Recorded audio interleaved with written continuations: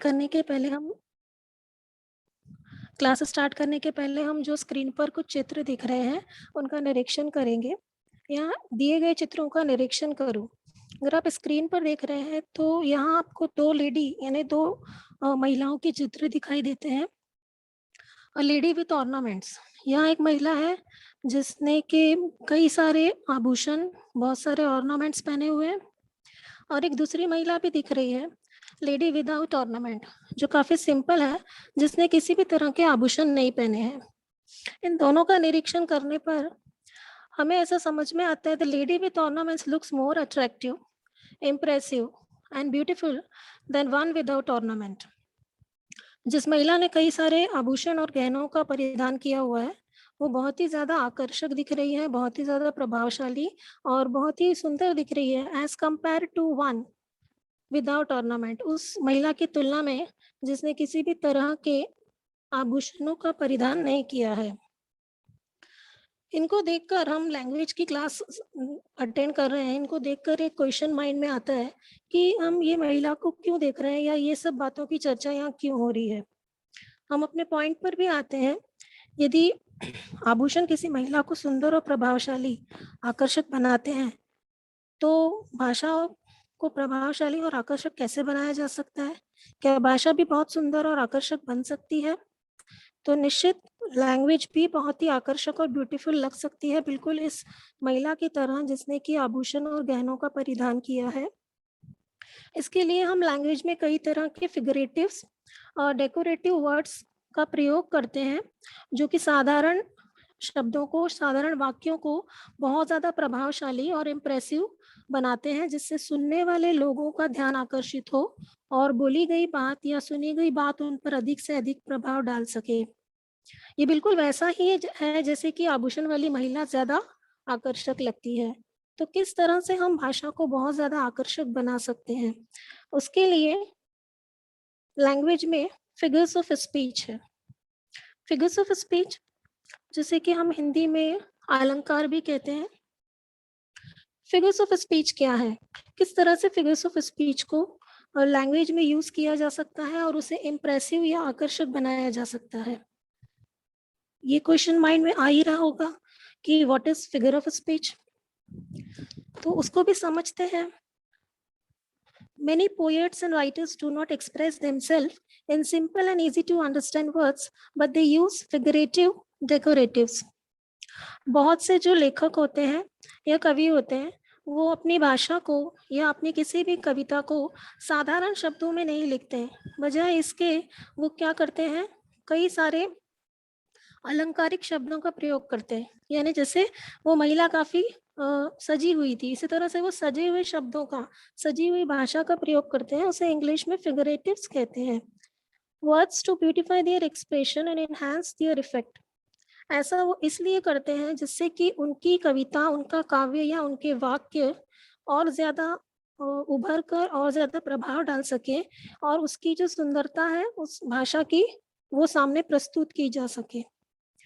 A figure of speech is a deviation from the simple and ordinary method of writing or speaking. Figures of speech या अलंकार जो है वो एक तरीका है, एक शैली है, सामान्य से असामान्य तरीके की तरफ जाने का। यानी सामान्य तरीके से बात को प्रस्तुत करने के बजाय हम उसे थोड़ा अलग और असामान्य तरीके से क्या करते हैं, लिखते हैं और प्रस्तुत करते हैं। इट डेकोरेट्स और beautify our language and increases its effect. Figure of speech हमारी भाषा को बिल्कुल उसी तरह सजाता है जिस तरह गहने महिला को सजाते हैं, और ये हमारी भाषा को भी क्या करता है, बहुत ही ब्यूटीफुल बनाता है। A figure of speech is a departure from the ordinary form of expression or the ordinary course of idea. Figure of speech सामान्य शैली नहीं है, सामान्य तरीका नहीं है लिखने का, ये एक असामान्य तरीका है। इसका उद्देश्य ये होता है कि लिखी हुई बात, बोली हुई बात लोगों पर गहरा और ज़्यादा प्रभाव डाल सके। इसे थोड़ा सिंपल भाषा में समझते हैं, थोड़ा हिंदी में देखते हैं। फिगर ऑफ स्पीच, जिससे कि हिंदी में अलंकार कहते हैं, यह अलंकार 2 शब्दों से मिलकर बना है, अलमकार। यहाँ अलम का अर्थ होता है आभूषण जिस तरह एक नारी अपनी सुंदरता को बढ़ाने के लिए, जैसा हमने शुरुआत में देखा, आभूषणों को प्रयोग में लाती है, उसी प्रकार भाषा को सुंदर बनाने के लिए अलंकारों का प्रयोग किया जाता है। अर्थात जो शब्द काव्य की शोभा को बढ़ाते हैं उसे अलंकार कहते हैं। सिंपल भाषा में अलंकार वो शब्द है, वो तरीका है लिखने का जिससे कि भाषा या लैंग्वेज की ब्यूटी सामने प्रस्तुत की जा सके, वो और ज्यादा डेकोरेटिव लगे और ज्यादा इंप्रेसिव लगे। अलंकार कई तरह के होते हैं, कई सारे फिगर्स ऑफ स्पीच होते हैं। इनमें से कुछ फिगर ऑफ स्पीच आज हम क्या करने वाले हैं, जो हमारा मेन टॉपिक है फिगर ऑफ स्पीच, कुछ फिगर ऑफ स्पीच हम लोग आज समझेंगे, जानेंगे, देखेंगे कि किस तरह से फिगर ऑफ स्पीच किसी भी लैंग्वेज को डेकोरेट करते हैं। जो पहला फिगर ऑफ स्पीच आज हम देखेंगे वो है सिमिली, जिसे हिंदी में उपमा अलंकार कहते हैं। इन अ simile, a comparison is made between two objects of different kinds. Simile में दो अलग अलग प्रकार के वस्तु या दो अलग अलग प्रकार के व्यक्तियों के बीच में तुलना की जाती है, उनका कंपैरिजन किया जाता है। However, it has one, however it at least one point in common. लेकिन उनके बीच कम से कम एक तो गुणधर्म या एक तो कैरेक्टरिस्टिक ऐसा होता है जो कि कॉमन होता है। दो डिफरेंट टाइप के लोग, दो डिफरेंट टाइप की वस्तु जिनके बीच कंपैरिजन किया जाता है, लेकिन कंपैरिजन करने के लिए कोई एक पॉइंट उन दोनों के बीच कॉमन होता है। थोड़ा सिंपल समझते हैं। दो भिन्न वस्तु व्यक्ति की तुलना किसी एक सामान्य गुणधर्म के आधार पर की जाती है। और यहाँ पर एक ध्यान देने की बात है कि सिमिली में the simile is usually introduced by such words as, like, as और सो। मतलब तुलना करते समय सिमिली में एज, लाइक, सो इन शब्दों का प्रयोग किया जाता है। सिमिली का बेस्ट एग्जाम्पल हमारे टेक्स्ट बुक की पोयम कंपैरिजन है, जिसमें कई सारे कंपैरिजन और तुलना किए गए हैं। हम इसे कुछ इलस्ट्रेशंस यानी चित्रीकरण से समझेंगे कि सिमिली एग्जैक्टली क्या है। यहाँ आप देख सकते हैं scout was as brave as lion. यहाँ जो स्काउट लड़का है वो scout was as brave as lion, यहाँ जो स्काउट बच्चा है वो बहुत ही बहादुर है, और जो लायन है वो डेफिनेटली बहादुर होता ही है। अब लायन और स्काउट दोनों डिफरेंट हैं, लेकिन दोनों की तुलना एक सेम कैरेक्टरिस्टिक जो दोनों में है उसके आधार पर की जा रही है, क्योंकि स्काउट बहादुर है, लायन बहादुर है, इसलिए scout was as brave as lion, scout lion के जैसा बहादुर था। तो इन दोनों की तुलना की गई है बहादुरी इस कॉमन कैरेक्टरिस्टिक पर। इसी तरह से दूसरा अगर इलस्ट्रेशन देखें, my grandpa walks as slow as turtle.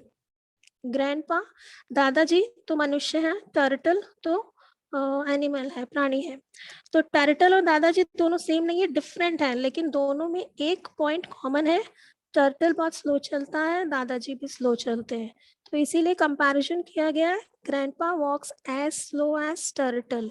देखो scout was as brave as lion, as दादाजी जो यहाँ पे दिखाए गए हैं, grandpa walks as slow as turtle, दोनों में एज शब्दों का प्रयोग किया है और कंपैरिजन किया गया है। इसी तरह से यहाँ फ्रूट्स में आप देख सकते हैं एप्पल पेड़ का कंपैरिजन किया गया है। हम कुछ और एग्जाम्पल से सिमिली को डिटेल में समझने की कोशिश करते हैं।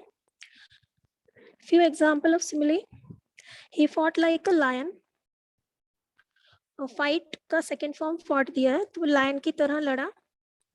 ही is as black as crow, वो ऐसा काला है जैसा कौवा।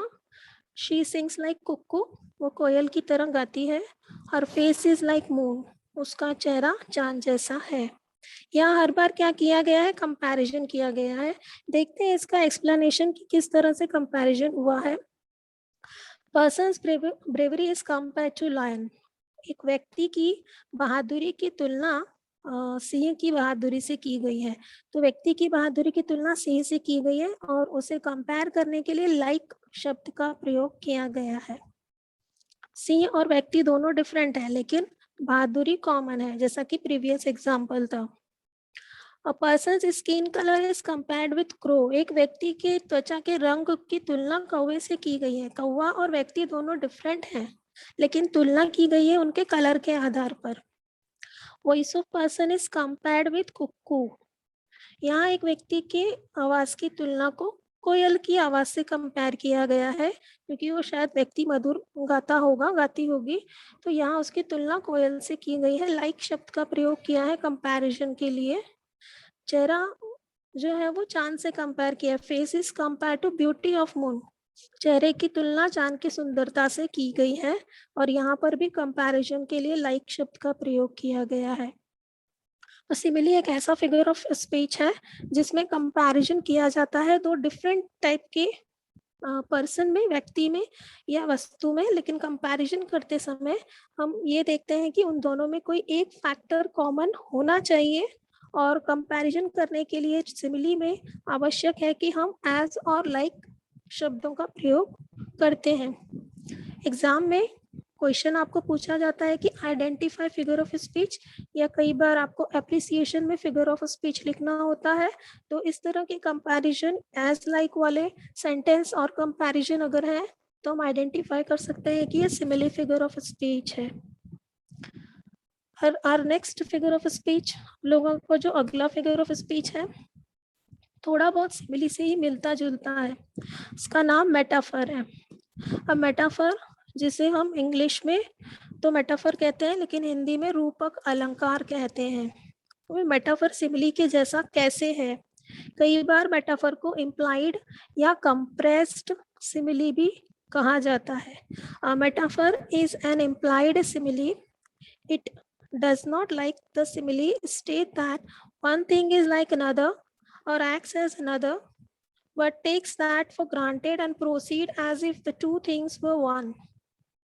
मेटाफर सिमिली जैसा है क्योंकि मेटाफर में भी कंपैरिजन किया जाता है, लेकिन सिमिली की तरह कंपैरिजन करते समय हम एक चीज दूसरे जैसी है ऐसा ना बोलते हुए एक चीज दूसरी है यानी उसे उस दूसरी कंपैरिजन करने वाली चीज की संज्ञा दे देते हैं। यहाँ पे आइडेंटिफाई करने के लिए या ध्यान देने के लिए जो पॉइंट है वो ये है कि comparison words as like so are not given in this figure of speech. Metaphor में जिस तरह सिमिली में as like so शब्दों का प्रयोग करके कंपैरिजन किया गया था, तो मेटाफर में हम लोग as like so शब्दों का प्रयोग नहीं करते हैं। उपमेय को ही उपमान बता दिया जाता है। कंपैरिजन करने वाले दो चीजों को अभिन्न माना जाता है, उन्हें सेम दर्शाया जाता है। थोड़ा इलस्ट्रेशन देखते हैं कि किस तरह से मेटाफर कंपैरिजन मेटाफर जो है वो करता है दो व्यक्तियों में। Let's understand with the help of illustration. She is a walking dictionary. अब यहाँ पे कोई महिला है जिसकी वोकैबुलरी, जिसका शब्दकोश बहुत ही अच्छा होगा, तो उसको ये कहना चाहिए था वो डिक्शनरी जैसी है, लेकिन मेटाफर है इसलिए क्या कहा गया है, she is a walking dictionary. वो डिक्शनरी ही है, उसे डिक्शनरी से तुलना करा है तो डिक्शनरी जैसी नहीं है, डिक्शनरी ही है। She is a shining star in her class. अब ये जो गर्ल है ये क्लास में A1 ग्रेड लेकर आती है, क्लास में चमकती है तो तारे जैसी चमकती है, लेकिन क्या बोल दिया है कि वो तारा ही है। तो यहाँ पर लाइक एज शब्दों का प्रयोग नहीं किया है और डायरेक्ट उसे दूसरे की संज्ञा दे दी गई है। कुछ और एग्जाम्पल से क्या करेंगे उसको बेहतर तरीके से समझते हैं। Few example of metaphor. He was a lion in fight, her face is moon, she is a cuckoo, he is crow, camel is the ship of desert, life is a dream, the news was a dagger to his heart. Explanation देखते हैं हर किसी का कि क्या दिया है, किस तरह से कंपैरिजन हुआ है। He was a lion in fight. वो इतना बहादुर है कि वो लड़ाई में लायन है, शेर है। तो यहाँ लायन जैसा नहीं है, वो लायन ही है बोल दिया। He was a lion, वो लायन ही था। Her face is moon. उसका चेहरा चांद जैसा सुंदर नहीं, उसका चेहरा चांद है। तो उसका चेहरा इतना सुंदर है कि उसे चांद ही कह दिया है। यहाँ पे कैमल यानी ऊंट, और शिप मतलब जहाज होता है, डेजर्ट रेगिस्तान। तो जैसे जहाज का उपयोग समुद्र को पार करने के लिए होता है, बिल्कुल वैसे ही ऊंट का उपयोग रेगिस्तान को पार करने के लिए किया जाता है। इसलिए ऊंट को डायरेक्टली रेगिस्तान का जहाज ही बता दिया है। ऊंट जहाज जैसा नहीं है, ऊंट डायरेक्ट क्या है, जहाज है। अभी जहाज और ऊंट एक तो हो नहीं सकते, लेकिन तुलना की है, मेटाफर का प्रयोग किया है, इसलिए डायरेक्टली ऊंट को जहाज बता दिया गया है। लास्ट वाला, the news was a dagger to his heart. Dagger यानी चाकू, खंजर। अब खबर इतनी बुरी थी, खबर इतनी बुरी, इतनी खतरनाक थी कि उस खबर का हृदय पर चाकू की तरह आघात हुआ है, या खबर का प्रभाव हृदय पर चाकू की तरह था। इसलिए क्या किया, खबर को ही चाकू बता दिया है। मतलब खबर का प्रभाव चाकू की जैसा था, हृदय पर उसका बुरा प्रभाव पड़ा था, इसलिए क्या कहा है, न्यूज ही क्या थी, डैगर थी, न्यूज ही चाकू थी। तो मेटाफर इसीलिए इम्प्लाइड सिमिली कहा जाता है उसे, कि आप देख सकते हैं कि यहाँ कंपैरिजन नहीं होता है, ये सिमिली का कंप्रेस्ड फॉर्म है, डायरेक्टली एक को दूसरा बता दिया जाता है। कंपैरेटिवली एग्जाम्पल देखते हैं मेटाफर और सिमिली के। Bob is as brave as lion. Bob is a lion. The pizza is as hot as fire. The pizza is fire. Life is like a dream. Life is a dream. She is like an angel. She is an angel. Life is like a box of chocolates. Life is a box of chocolate. यहाँ क्या किया है, उस जैसा नहीं है, जीवन सपने जैसा नहीं है, जीवन सपना है। जीवन चॉकलेट के बॉक्स जैसा नहीं है, जीवन चॉकलेट का बॉक्स ही है। तो डायरेक्ट क्या किया गया है, डायरेक्ट तुलना की गई है, इम्प्लाइड सिमिली है। देखते हैं सिमिली मेटाफर किस तरह से एक सिंपल सेंटेंस को और ज्यादा प्रभावशाली बनाते हैं। बॉब इज ब्रेव, ये सिंपल सेंटेंस होगा, लेकिन अगर हम सिमिली का प्रयोग करते हैं, Bob is as brave as lion, ये सिमिली है, लेकिन मेटाफर उसको शॉर्ट कर देगा, कंप्रेस कर देगा, Bob is lion. She sings sweetly, वो मधुर गाती है। सिमिली के प्रयोग में लिखेंगे she likes like, she sings like cuckoo, वो कोयल की तरह गाती है। और मेटाफर, अगर हम मेटाफर उसको यूज कर रहे हैं तो हम लिखेंगे शी इज कुक्कू, वो कोयल ही है। टी इज कोल्ड, चाय ठंडी है, ये सिंपल सेंटेंस है, लेकिन फिगरेटिव प्रभावशाली तरीके से हम लिखते हैं, अगर सिमिली का प्रयोग करते हैं तो tea is as cold as ice. Metaphor अगर उसमें हम लाते हैं, टी इज आइस, चाय बर्फ है। शी इज ब्यूटीफुल, वह सुंदर है, simple sentence, she is as beautiful as moon, वो चांद की तरह सुंदर है, यह सिमिली हुआ। एंड शी इज मून, वह चांद ही है, ये मेटाफर हुआ। इन शॉर्ट, मेटाफर में एज लाइक सो इन शब्दों का प्रयोग नहीं होता, दो कंपेयर करने वाली चीजों को एक मान लिया जाता है, whereas सिमिली में कंपैरिजन होता है। हम नेक्स्ट फिगर ऑफ स्पीच पर चलते हैं, जो काफी इंटरेस्टिंग है। पर्सोनिफिकेशन, जिसे हिंदी में अवतार या अलंकार कहते हैं या अवतरण कहते हैं। In personification, inanimate objects and abstract notions are spoken of as having life and intelligence. Lifeless things are given human quality, or non-living things are personified. अब पर्सोनिफिकेशन में निर्जीव वस्तु संकल्पनाओं को मानवीय गुणधर्म देते हैं और उन्हें सजीव की तरह चित्रित किया जाता है। ऐसा करके उस निर्जीव वस्तु या संकल्पना में जान डाली जाती है, जिससे कि वो और ज्यादा असरदार और प्रभावशाली लगे। हमारे टेक्स्ट बुक की जो पोयम है, hope is a thing with feather, वो पर्सोनिफिकेशन का ही एक अच्छा खासा उदाहरण है। हम इसे और बेहतर तरीके से इलास्ट्रेशन से समझते हैं कि किस तरह से निर्जीव चीजों को कोई कवि या कोई पोएट सजीव की तरह चित्रित कर सकता है, या किस तरह से उसमें जान डाल सकता है। यहाँ पर आप कुछ इलास्ट्रेशंस देख सकते हैं, चित्रीकरण। Example 1, the wind येल्स through the trees. Wind यानी हवा, येल्स मतलब चिल्लाना या चीखना, थ्रू द ट्री, चिल्लाना चीखना मानव का लक्षण है या गुणधर्म है। हवा नहीं चीख सकती, हाँ हवा चलती बहती है तेजी से तो शोर कर सकती है। तो wind can not yell, only a living thing can yell. Yell मतलब चीखना। तो यहाँ हवा को क्या किया, सजीव की तरह चित्रित किया है। The flame of the candle danced in the dark. अब जब हवा बहती है तेज से, तो मोमबत्ती वगैरह जलती है, उसकी जो लौ होती है वो क्या होती है, लहराती है, हिलती है। तो वो लौ लौ जो है वो कोई सजीव तो नहीं है, लेकिन यहाँ क्या कहा है कि उसकी जो लौ है वो क्या करती है, उसने डांस किया अंधेरे में। अब डांस तो कोई मनुष्य कर सकता है, तो यहाँ पर भी क्या किया है, निर्जीव को सजीव का गुणधर्म दिया गया है, जिससे बात और ज्यादा प्रभावशाली लगी। सन इज स्माइलिंग एट अस, सूर्य हमें देखकर मुस्कुरा रहा है। स्ट्रीट्स आर कॉलिंग मी, रास्ते मुझे बुला रहे हैं। सूर्य हमें देखकर मुस्कुराता नहीं है, सूर्य हम पर शाइन जरूर करता है, लेकिन यहाँ पर उसे भी क्या दिया है, मानवीय लक्षण के साथ दर्शाया गया है। इसी तरह से रास्ते बुला रहे हैं, इस तरह के सेंटेंस हमने कई बार पोयम या किसी भी लेसन में देखे होंगे, लेकिन रास्ते तो निर्जीव है, वो बुला नहीं सकते हैं। तो यहाँ पर भी बात को असरदार करने के लिए पर्सोनिफाई किया गया। Leaves danced their way through the lawn, पत्तों ने क्या किया, मैदान में डांस किया। अब पत्ते मैदान में हवा से उड़ सकते हैं, वो डांस तो नहीं कर सकते, लेकिन उनके उड़ने की हलचल को क्या किया है, डांस कर रहे हैं, इस तरह से चित्रित करते हुए उन पत्तों को भी पर्सोनिफाई किया है, उन्हें मानवीय गुणधर्मों के साथ दर्शाया है।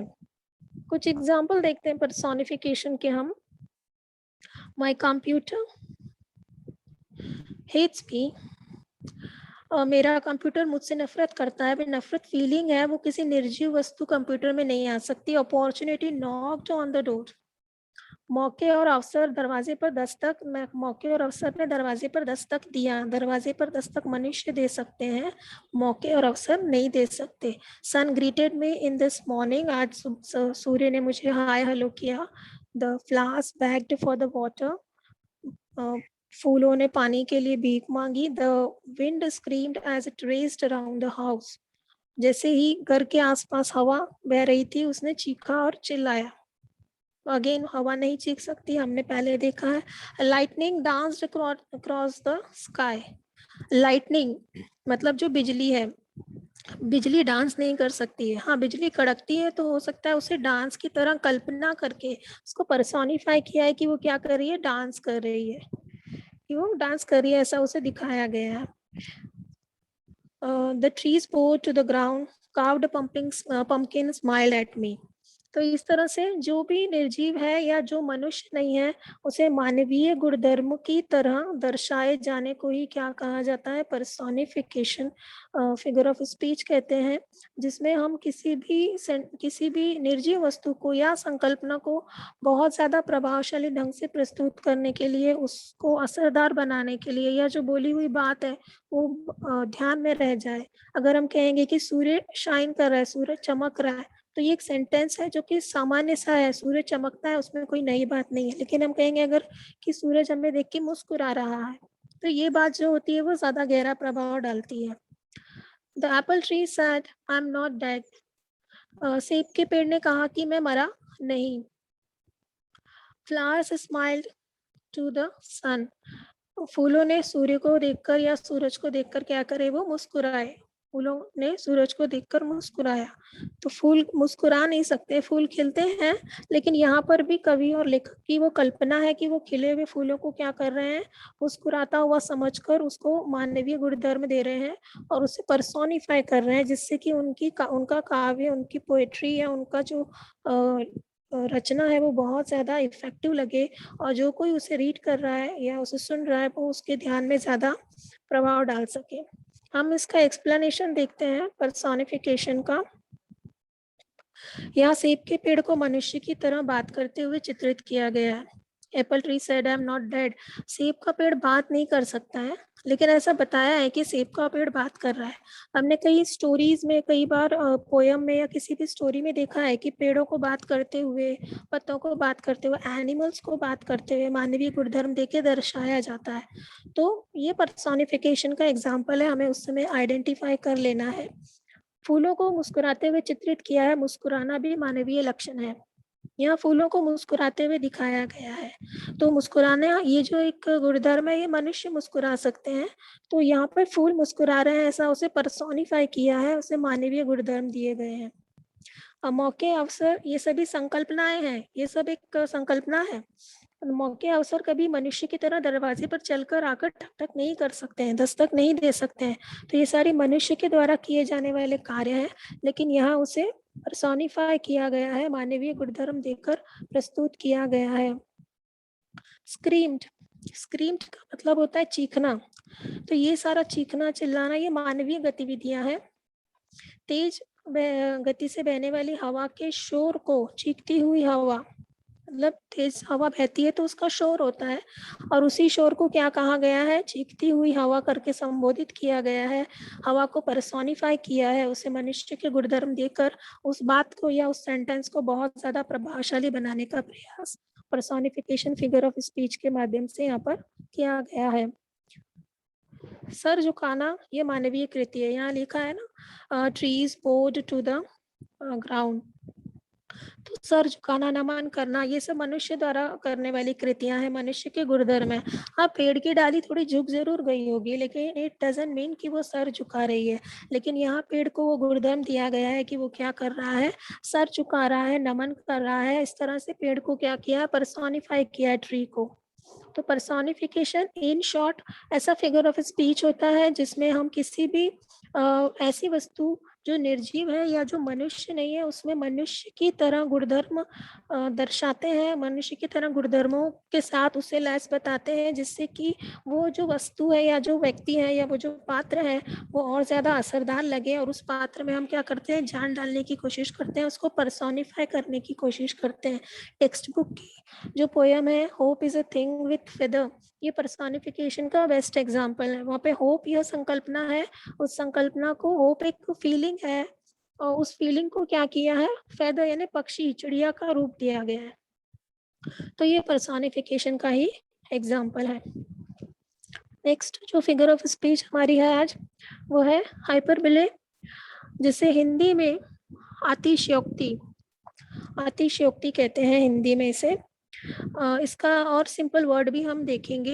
हाइपरबोले बातों को बहुत ही बढ़ा चढ़ा कर बोला जाता है, जिससे कि वो बहुत ज़्यादा से ज़्यादा रीडर्स का ध्यान आकर्षित कर सके और सुनने वाले पर इसका अच्छा प्रभाव पड़े और भाषा को और बेहतर ढंग से प्रस्तुत किया जा सके। Hyperbole, when things are represented as great or lesser than they really are, it's called exaggeration और hyperbole। जब कभी कोई भी वस्तु, घटना, परिस्थिति या व्यक्ति को वो जैसा है उससे कहीं ज्यादा बढ़ा चढ़ाकर, हाँ, उसकी रियलिटी से कहीं ज्यादा बढ़ा चढ़ाकर मतलब एग्जैजरेशन, यहाँ एक शब्द दिया है, तो एग्जैजरेट किया जाता है। When an over statement is made emphatic by overstatement, it is called hyperbole। जब हम कोई ऐसा विधान करते हैं, कोई ऐसा वाक्य करते हैं जिसमें हम कुछ बहुत बड़ी चढ़ी बातें बोल देते हैं, तो वो क्या होता है, हमारे अतिशयोक्ति या हाइपरबोले का उदाहरण होता है। अतिशयोक्ति किसी बात या घटना को वस्तु स्थिति या उसकी वास्तविकता से कहीं ज्यादा बढ़ा चढ़ाकर बोला जाता है। कैसे बढ़ा चढ़ाकर बोला जाता है या क्या होता है, कुछ एग्जांपल्स देख लेते हैं, क्योंकि हम अपने डेली लाइफ में या रोजाना के लाइफ में कई बार हाइपरबोले का प्रयोग कर देते हैं और हमें खुद ही पता नहीं होता कि हम क्या कर रहे हैं, हाइपरबोले का प्रयोग कर रहे हैं। Let's understand with the help of illustration. कुछ चित्रीकरण से इसको बेहतर समझने की कोशिश करते हैं हम। Her smile was a mile wide. अब यहाँ जो छोटी सी गर्ल है, इसकी मुस्कुराहट शायद बहुत ही चौड़ी है, बहुत ही ब्रॉड है। तो सिंपल जो वाक्य होगा वो होगा कि उसकी मुस्कुराहट काफी विस्तृत है, काफी चौड़ी है। लेकिन यहाँ पे हाइपरबोले का प्रयोग है और यहाँ क्या कहा गया है, उसकी मुस्कुराहट तो मीलों चौड़ी है। मीलों चौड़ी, मीलों चौड़ी किसी की मुस्कुराहट हो नहीं सकती, लेकिन यहाँ क्या किया गया, सीधी सी बात को बहुत ज्यादा बढ़ाकर प्रस्तुत किया गया है, हाइपरबोले का प्रयोग किया है। She cried so long that she made a lake. भी लड़की इतना देर तक रोई, क्राइड यानी इतनी देर तक वो रोई कि समुद्र एक तालाब भी बन गया। तो हो सकता है कि वो बहुत देर तक रोई, सिंपल सेंटेंस होगा कि वो काफी देर तक रोई, लेकिन वाक्य को क्या किया है, जोरदार बनाने के लिए, असरदार बनाने के लिए हाइपरबोले का प्रयोग किया है और बोला है कि वो इतना रोई, इतनी देर रोई कि क्या हो गया, तालाब बन गया। तो तालाब नहीं बन सकता किसी के रोने से, इतने आंसू नहीं किसी के पास होते हैं। तो यहाँ पर भी क्या है, अतिशयोक्ति का प्रयोग किया है, हाइपरबिले है, एग्जैजरेशन है, वाक्य को बढ़ा चढ़ाकर प्रस्तुत किया गया है। एक एग्जांपल या इलस्ट्रेशन और है, ouch this patties is hotter than the sun. यह जो पेटिस है, यहाँ जो खाद्य पदार्थ दिख रहा है, वो इतना गर्म, सूरज से भी ज्यादा गर्म है। यह भी क्या है, हाइपरबिले है, जैसे कि गर्म हो सकता है, ये पेटिस काफी गर्म है, लेकिन ये सूर्य से ज्यादा गर्म है, ये तो बिल्कुल भी हो नहीं सकता। ये तो बहुत ज्यादा बढ़ा चढ़ाकर बोल दिया गया है, क्योंकि सूर्य के तो हम नजदीक भी नहीं जा सकते। तो यहाँ पर भी अतिशयोक्ति है, हाइपरबिले है। हम कुछ और एग्जाम्पल हाइपरबिले के देखते हैं, जैसे आई बेग्ड 1000 पार्डन।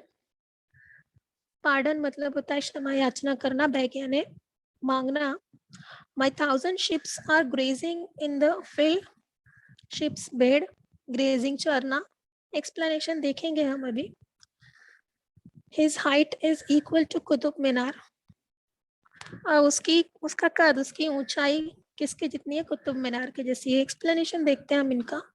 बेग पार्डन यहाँ मतलब क्षमा याचना करना। तो मैंने कई बार क्षमा याचना की, इस बात को, ये साधारण सी बात को क्या किया है, बड़ा चढ़ाकर प्रस्तुत किया है कि मैंने 1000 बार क्षमा याचना की। 1000 बार कोई क्षमा याचना नहीं कर सकता, कोई काउंट तो नहीं कर रहा है। तो ये हम भी कई बार ऐसा कहते हैं, मैंने 1000 बार कहा, तब हम क्या कर रहे हैं, हाइपरबिले, उस चीज को ओवर स्टेट कर रहे हैं, या हम उसे एग्जैजरेट कर रहे हैं। शिप्स, यहाँ भेड़े हैं, यहाँ अनेक भेड़े को 1000 भेड़ कहा गया है। मेरी कई भेड़े चल रही है, या मेरी अनेक भेड़ें चल रही है, ऐसा कहना है। लेकिन क्या कहा है, मेरी 1000 भेड़ें चल रही हैं। 1000 भेड़ें किसी की जनरली नहीं होती। तो यहाँ पर भी क्या है, हाइपरबिले है, ओवर स्टेटमेंट है। ऊंचे कद के लिए कुतुब मीनार अतिशयोक्ति का प्रयोग किया गया है। यहाँ पे ये कहना होगा, या ये कहना चाहिए कि इस व्यक्ति का कद काफी ऊंचा है, या इसकी ऊंचाई ज्यादा है, लेकिन उसको बहुत बढ़ा चढ़ाकर क्या बोल दिया है कि उस व्यक्ति की ऊंचाई किसकी जितनी है, कुतुब मीनार के जितनी है। तो यहाँ पर भी क्या किया है, बात को हद से ज्यादा बढ़ाकर, हद से ज्यादा एग्जैजरेट कर कर उसकी जो वस्तु स्थिति है, उस वस्तु स्थिति से उसको कहीं ज्यादा बढ़ाकर प्रस्तुत करने की कोशिश की है। और इसका उद्देश्य एक ही है कि भाषा बहुत ज्यादा असर डाले, प्रभावशाली लगे, सुनने वाले के वो ध्यान में रह जाए, उसका प्रभाव बन सके। कुछ एग्जाम्पल्स देख लेते हैं हाइपरबोले के। That boy runs faster than a car. वो लड़का कार से ज्यादा तेज भागता है। अब वो लड़का तेज भाग सकता है, लेकिन कार से ज्यादा नहीं। तो ये भी हाइपरबोले का ही उदाहरण है। I am so tired I could sleep a year. मैं इतना थका था कि 1 साल सो सकता था। हाँ, थका था, सो सकता था, लेकिन 1 साल कोई नहीं सो सकता है। तो यहाँ पर भी एग्जैजरेशन किया गया है। I am 20 feet tall this month.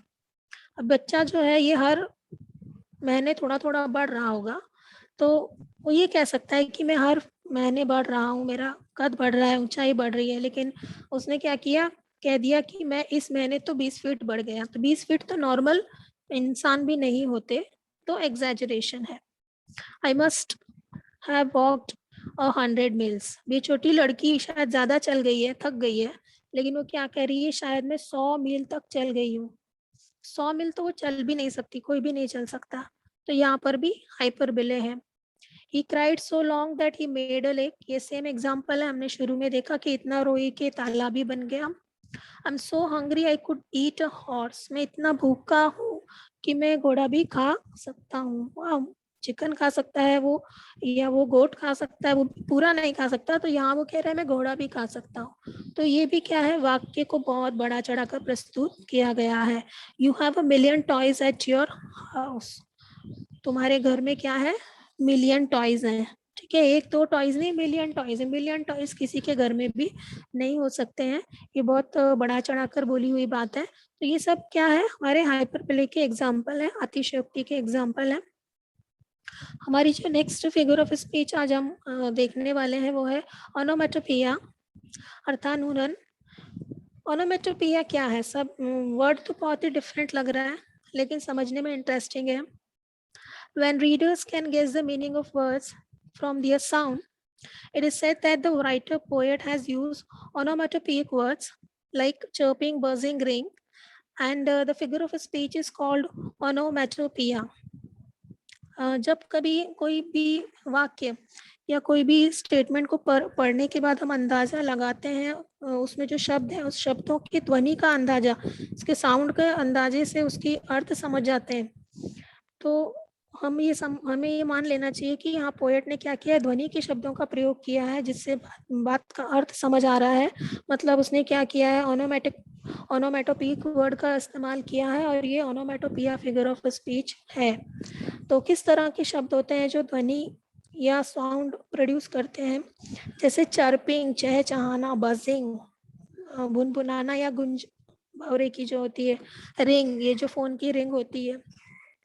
Simple भाषा में इसको देखते हैं, ध्वनि प्रकट करने वाले शब्दों का प्रयोग किया जाता है ओनोमेटोपोइया में, जैसे कि चहचहाना, गड़गड़ाना, बादलों का, जैसे कि पानी में अगर कोई चीज गिरती है या पानी को हम फेंकते हैं तो उसकी जो आवाज आती है, छपाक, ये सब जो शब्द हैं जो कि ध्वनि को संबोधित करते हैं, उन शब्दों को जब इस्तेमाल किया जाता है, उनका प्रयोग किया जाता है, तो ओनोमेटोपिया फिगर ऑफ स्पीच उसमें निहित होता है।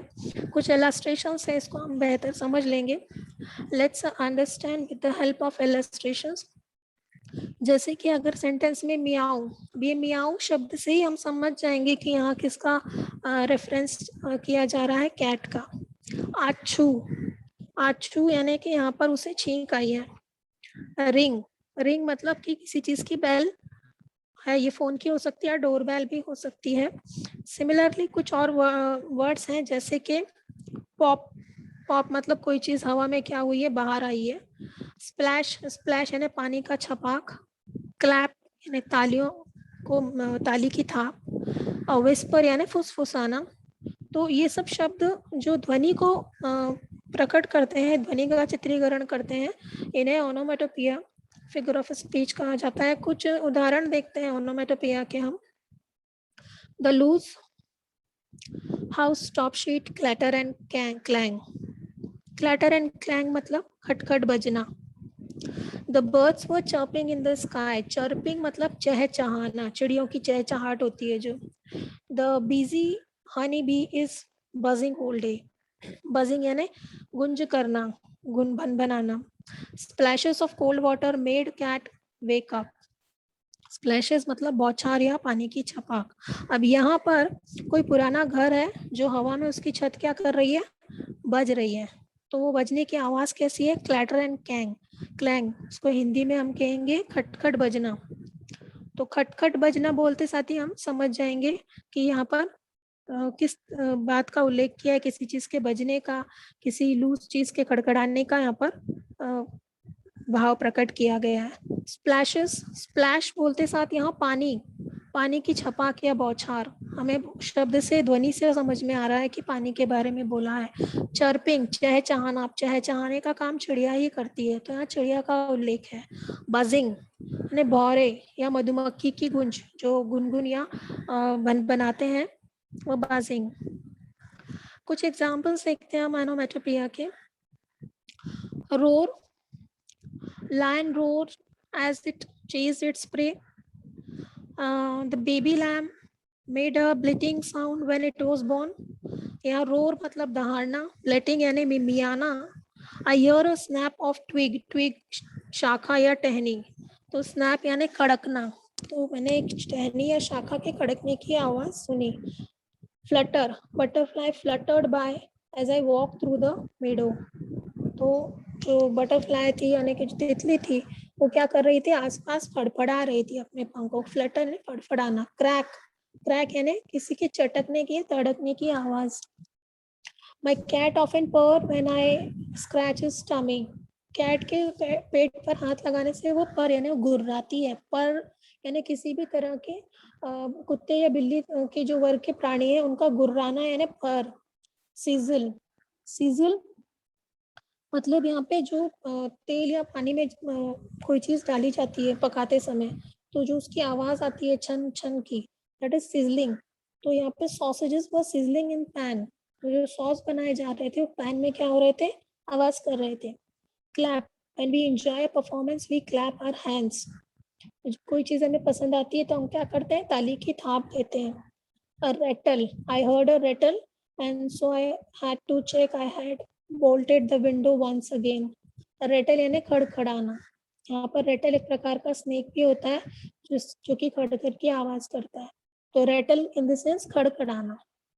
ठीक है, तो ये थे हमारे कुछ फिगर ऑफ स्पीच जो भाषा को बहुत ज्यादा बेहतर तरीके से प्रस्तुत करते हैं या भाषा को और ज्यादा असरदार बनाते हैं. सर. जी मिस. हेलो. हाँ सर, ओवर. हाँ, किसी को अगर कोई डाउट्स हो तो मिस से पूछ लो बेटा.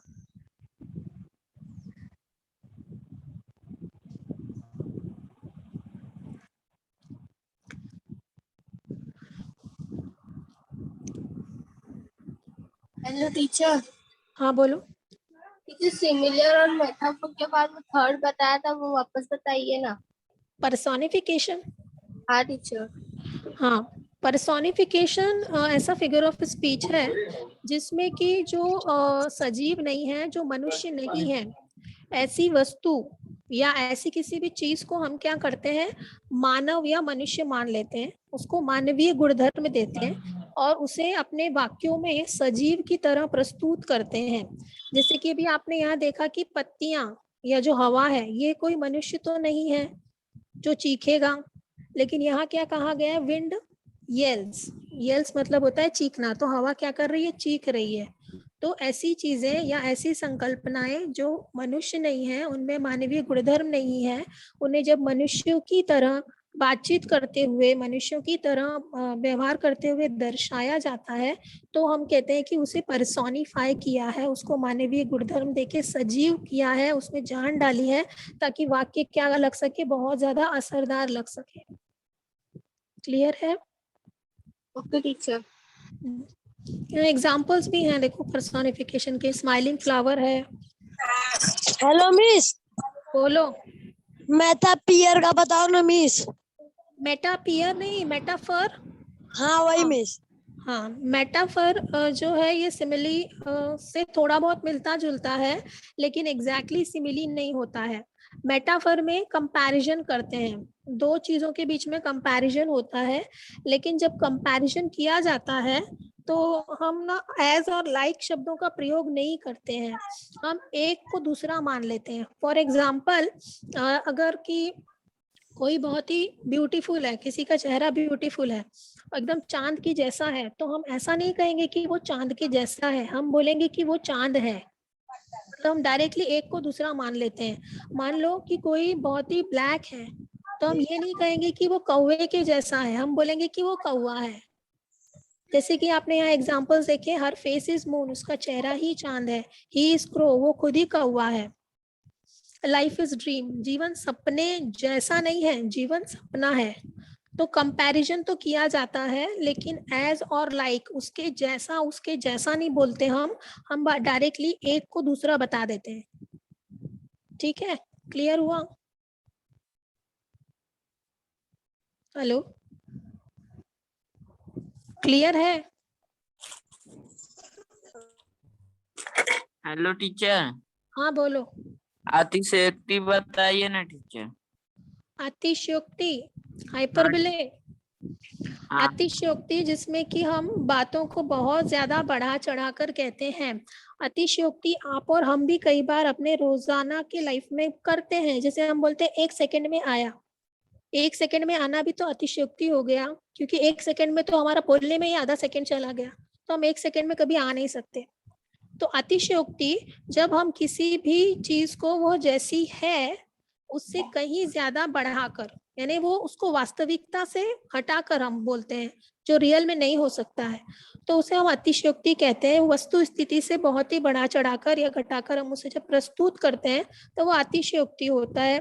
जैसे कि इतना रोई कि समुद्र या तालाब भी भर गया, तो इतने आंसू तो किसी के पास नहीं होंगे, खाली यही बोलना था कि ज्यादा रोई है, तो उस बात को क्या किया, बढ़ा चढ़ाकर बताया और कहा गया कि इतना रोइए जैसे कि तालाब बन गया। तो बातों को बढ़ा चढ़ाकर एग्जैजरेट कर कर जब लिखा जाता है या कहा जाता है तो वो अतिशयोक्ति या हाइपरबोले का उदाहरण होता है।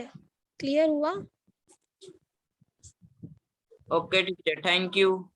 वेलकम। टाइम हो गया है मिस, आप ओके लास्ट स्टेटमेंट दे दीजिए और एंड कर दीजिए क्लास। ठीक है। आज हमने देखा किस तरह से फिगर्स ऑफ स्पीच को यूज करके हम अपने लैंग्वेज को भी ब्यूटीफाई कर सकते हैं और उसे बेहतर ढंग से प्रस्तुत कर सकते हैं। कई सारे फिगर्स ऑफ स्पीच हैं, उसमें से हमने कुछ फिगर ऑफ स्पीच आज देखे। इसी तरह से आगे के फिगर ऑफ स्पीच को समझने के लिए आप सेशंस अटेंड करते रहिए। Thank you.